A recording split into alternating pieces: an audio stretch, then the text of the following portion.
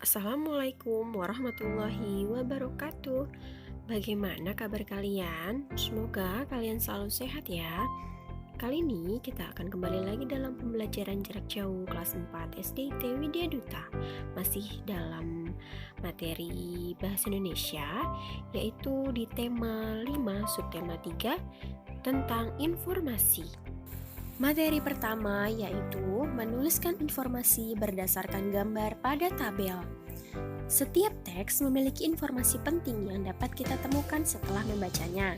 Misalnya, kalian sudah membaca cerita tentang perjuangan Pangeran Diponegoro. Lalu, berikut ini adalah contoh menulis informasi berdasarkan gambar pada tabel. Nah, di dalam tabel terdapat dua kolom. Kolom yang pertama berisikan tentang gambar dan tokoh nasional, lalu kolom yang kedua yaitu berisikan tentang informasi dari pangeran tersebut atau dari pahlawan tersebut. Berikut ini merupakan contoh menuliskan informasi berdasarkan teks yang dibaca dalam tabel dengan judul Mencegah Demam Berdarah. Jenar Javaid Salgi merupakan siswa kelas 4 SD Kalipancur 01, Kecamatan Ngalian, Semarang. Bersama teman-temannya berkeliling di sekitar sekolahnya. Beberapa warga mereka datangi, dan warga pun menyambut dengan ramah. Mereka memeriksa tempat-tempat penampungan air di rumah tersebut, mulai dari bak mandi, ember, pot, dan vas bunga, tempat minum unggas, serta tempat-tempat lain yang berpotensi menjadi sarang berkembangnya jentik nyamuk. Lalu, informasi yang didapat setelah membaca teks tersebut yaitu kita bisa membuatnya dalam bentuk tabel yang terdiri dari dua kolom. Kolom yang pertama berisikan tentang judul bacaan, serta kolom yang kedua berisikan tentang informasinya. Selanjutnya yaitu menyebutkan informasi sikap kepahlawanan menggunakan tabel. Salah satu cara mempermudah kita dalam mengingat isi teks adalah dengan membuat tabel. Informasi tentang sikap kepahlawanan tokoh juga dapat dibuat dalam bentuk tabel. Lalu, hal-hal penting yang dapat kita tuliskan dalam bentuk tabel yaitu seperti tokoh kepahlawan, latar belakang kehidupan dan pekerjaannya, sikap kepahlawanan yang patut diteladani dari tokoh tersebut.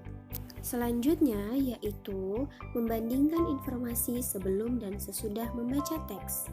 Sebelum kita membaca teks, pastilah kita sudah memiliki informasi. Nah, setelah kita membaca teks, harapan kita adalah mendapatkan informasi yang lebih dari yang kita ingin ketahui. Nah, berikut adalah contoh membandingkan informasi sebelum dan sesudah dari membaca teks.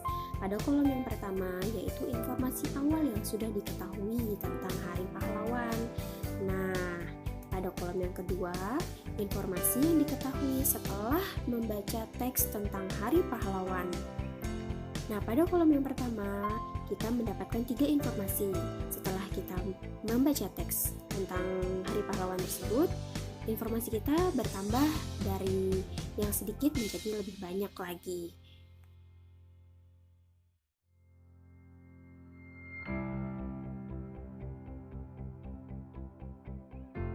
Berikutnya yaitu manfaat dari kegiatan membandingkan informasi sebelum dan sesudah membaca teks. Antara lain, yang pertama, memastikan apakah informasi yang kita ketahui sebelumnya sudah benar atau belum.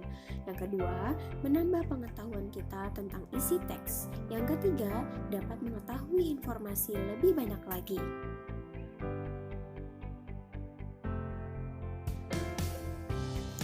Selanjutnya yaitu mempresentasikan informasi penting dari teks. Informasi dapat diperoleh setelah membaca teks. Informasi dapat menjadi acuan dalam menjawab pertanyaan. Informasi dapat digunakan sebagai bahan presentasi. Nah, saat kita melakukan presentasi, kita melakukannya harus dengan percaya diri, menggunakan bahasa dan kalimat yang mudah dipahami. Itulah tadi pembahasan mengenai informasi. Cukup banyak ya tentang informasi ini.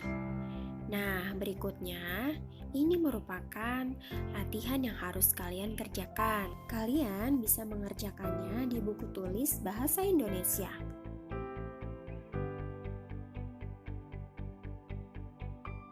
Selamat mengerjakan. Terima kasih. Wassalamualaikum warahmatullahi wabarakatuh.